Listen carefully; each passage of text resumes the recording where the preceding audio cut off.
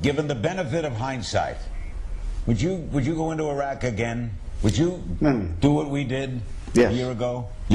I remain convinced.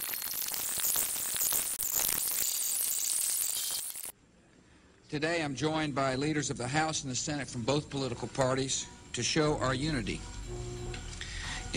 of purpose in confronting a gathering threat to the security of America and to the future of peace.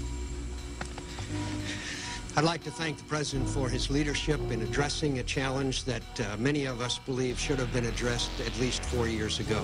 Only the most deluded of us could doubt the necessity of this war. There is no avoiding this war.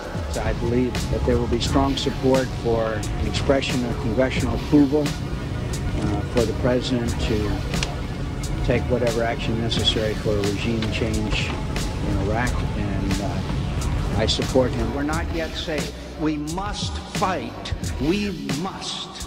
It's going to be tens of billions. Let's get about funding it. Do you think that's a wise investment for the American people? Tens of billions of dollars. That's the figure from Paul Bremer, the Iraqi civilian administrator. Tens of billions of dollars.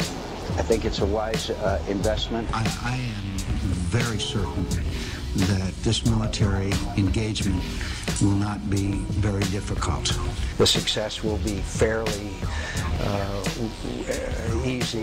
It's a safe assumption that Iraqis will be grateful to whoever is responsible for securing their freedom. We can win an overwhelming victory in a very short period of time. I don't think it's going to be nearly as difficult as some assume. We will be welcomed as liberators. I have been totally in agreement and support of President Bush, and I'm particularly talking about the war on terror, the war in Iraq. I strongly disagreed with the Bush administration's mismanagement of the war in Iraq. Are you proud of the work and the leadership of the Commander-in-Chief in this war?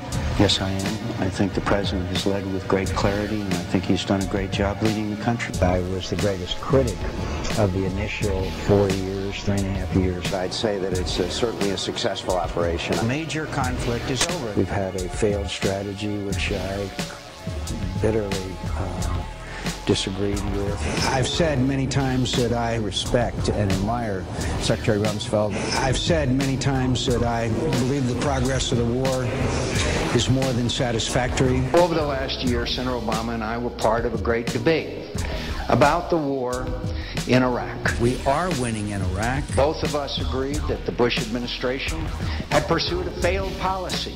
Do you have confidence in the President and his national security team to lead the war at this stage? I do.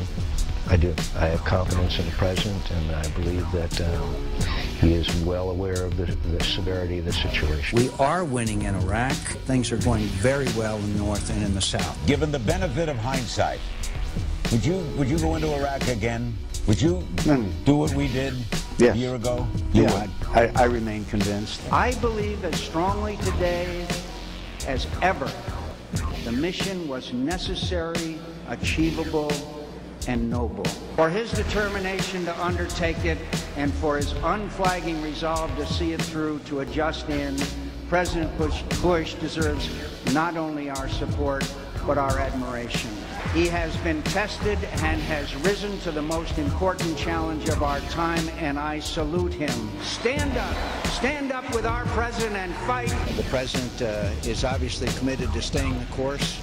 I happen to support him on that. We've got to stay the course, and speeches like the President's last night, I think, are important. The President's recent speeches, in my view, have laid out in the most articulate fashion what we need to do and what our challenges are and what the American people can expect in Iraq. And the benefits of success throughout the region are already being felt. We're making progress. We are making progress. Do you now have a better estimate of when American forces can come home from Iraq? No, but that's not too important. There is no doubt that we may require troops there for a long period of time. We clear and hold and build, not clear and leave. President Bush has talked about our staying in Iraq for 50 years. Maybe 100. The option of setting a date for withdrawal is a date for surrender. I will never let that happen as President of the United States. If the Iraqi government were to say, if you were president, we want a timetable for troops being removed, would you agree to that?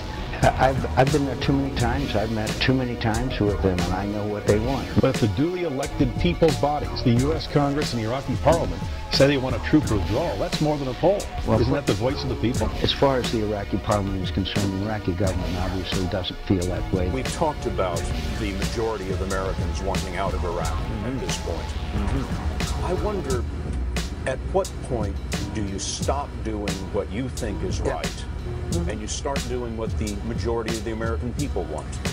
Well, again, I disagree with what the majority of the American people want. So do we leave the region? I don't see how we can.